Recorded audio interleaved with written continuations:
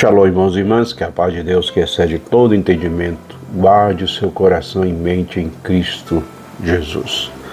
A Bíblia tem algumas declarações e essas declarações penso ser muito impactantes para a nossa vida.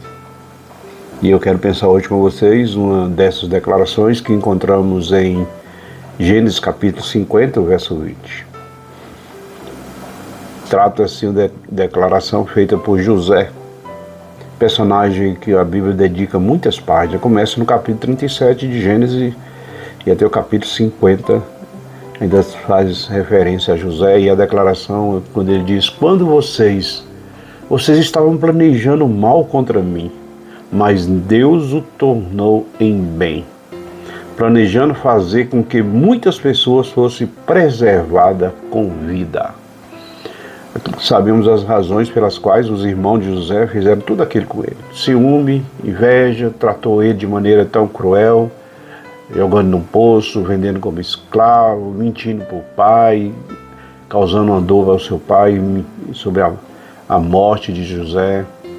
E José, no meio de uma situação como essa, de uma história que nós acompanhando o desfecho dela, depois da sequência que ele é vendido pelos seus irmãos como escravo, depois é para a casa de Potifar, depois é esquecido lá na prisão. Todo esse processo, a gente vê a mão de Deus por trás guardando, preparando o caminho para José. Mesmo que alguém tentou mal com José, José reconhece que Deus estava no bastidor daquilo, cuidando de todo o processo para transformar tudo aquilo que as pessoas, no caso dos irmãos, a família de José tentou contra ele. Deus estava trabalhando para transformar aquilo em bem. Que é uma declaração muito interessante, irmãos e irmãs, e precisamos ter muita convicção do Deus que nós cremos para pensar como ele pensou, como ele concluiu, como ele estava certo de que a mão de Deus estava em todo o processo. De quando ele estava lá como governador do Egito, numa alta posição, reconhecendo que Deus colocou ele naquela posição. Porque isso nos faz pensar, irmãos e irmãs, quando nós nos vemos em situações difíceis da vida, quando nós nos vemos em projetos dos quais nós temos uma escolha a fazer diante dessas circunstâncias que a vida traz. Nós podemos nos afundar num desânimo, porque alguém fez isso, porque alguém fez aquilo, porque aconteceu isso comigo, olha a minha vida como está, e murmurar, e até mesmo murmurar contra Deus pelo que está acontecendo. Lamentar, amargurar, ou podemos, pela fé, pela confiança, descansar nas promessas de Deus, sabendo que Ele se importa o que acontece com a nossa vida.